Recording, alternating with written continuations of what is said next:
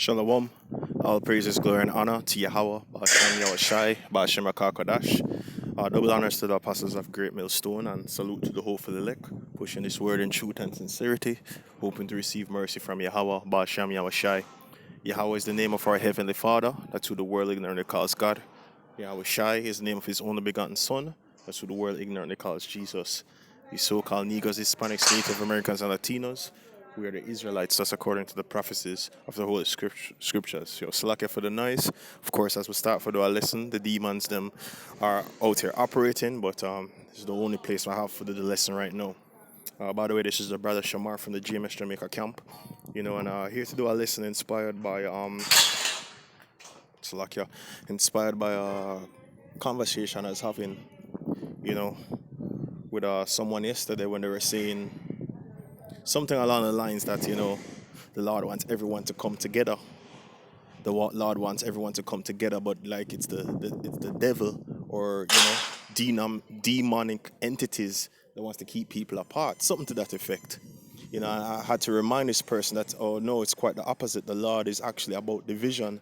The Lord is all about separating people and dividing them. And I even gave the example to the person, before I read a precept or two. Actually, I only read one precept, the one on the screen here, Matthew 25, verse 31. But I even reminded them, hey, look at nature. You're not going to see certain kinds of animals, well, different species of animals hanging out together. Right, you're not going to see that unless in special circumstances. Of course, the person wanted to make the argument, say yes, in certain circumstances you see, for instance, a lion hanging out with a monkey. I said no, but normally those are exceptions you're talking about. That doesn't prove the rule.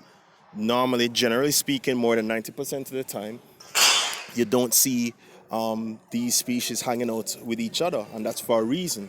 That's because the Lord set it up that way. All right. So like for the noise, I try to walk away from it, but demons are active. Another noise come, but I'll try my best to push through this lesson.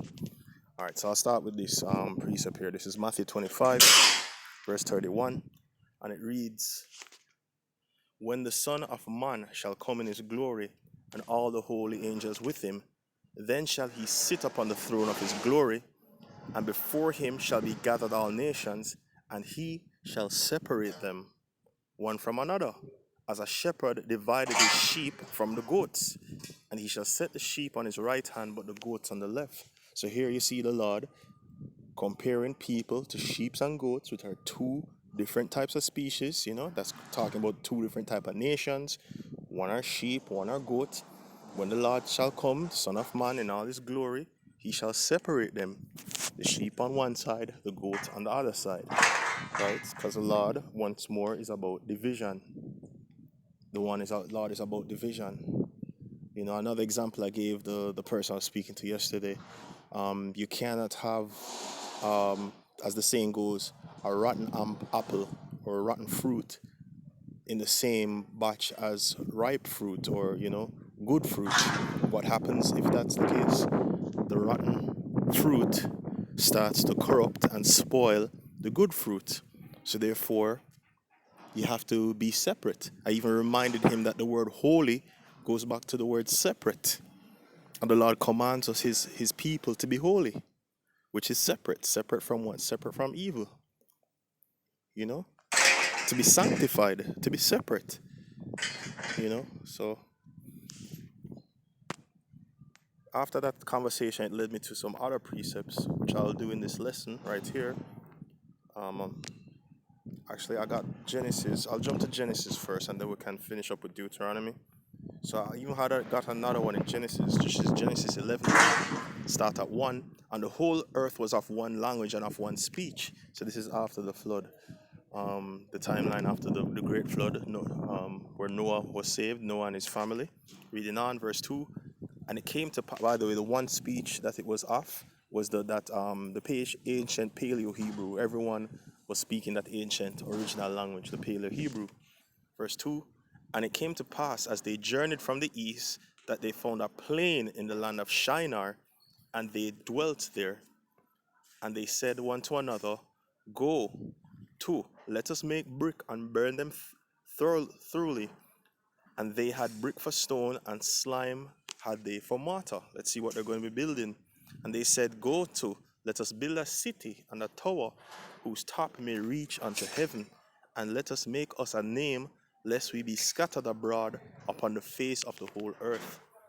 And the Lord came down to see this city, the city, and the tower which the children of men builded. And the Lord said, behold, the people is one, and they have all one language, and this they begin to do, and now nothing will be restrained from them, which they have imagined to do. Go to, let us go down, and there confound their language, that they may not understand one another's speech. Right? That is the introduction of different languages. This is where it began.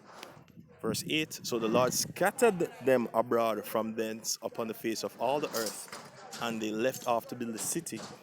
Therefore is the name of it called Babel, because the Lord did there confounded the language of all the earth, and from thence did the Lord scatter them abroad the face of all the earth. You know, so how the Lord scattered it, one people to one region, another people to another region. That's how the Lord got to work. The Lord scattered the people in different regions.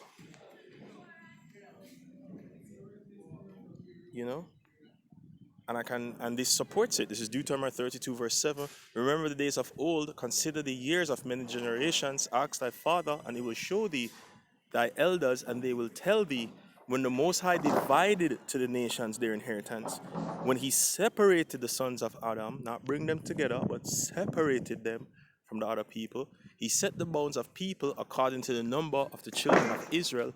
For the Lord's portion is his people, Jacob is the lot of his inheritance. So what the Lord do? The Lord separate the people, right? And gave them their lot according to the bounds of the he separated them. He set the bounds of the people according to the number of the children of Israel. So the Lord is about division, separation, right? You over there, I over here. These people on one side, another people on another side. That's how the Lord goes to work. Because if it wasn't like that, it would be mixture, and that mixture would cause confusion with all, a lot of people, different regions, different backgrounds, different bloodlines in one area, different family. That's going to lead to confusion. That's the inheritance. The inheritance of each nation can be lost to another nation. It's just going to lead to confusion, right? If there's too many people in one area, the Lord is not the author of confusion, as is written. Everything must be done decently and in order, and the Lord is about dividing people.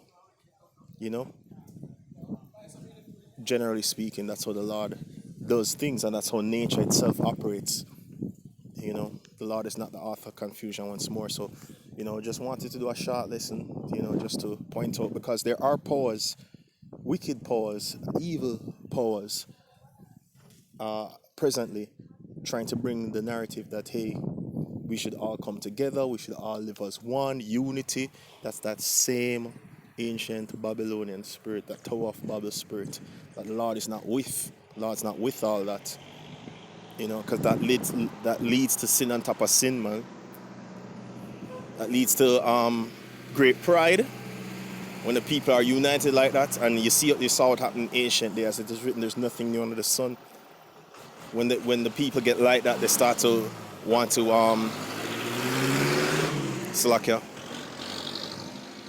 They start to want to challenge the Lord, right? For challenge the Lord's authority. So the Lord is not with that come together unity spirit. The Lord is about division, right? You can't. Good has no business with evil, man. Good has no company with evil. So I pray this lesson was edifying. All praises, glory, and honor to Yahweh Bashem Yahushai, Bashem Akakadash, give the spirit to this lesson, and shalom to the elect.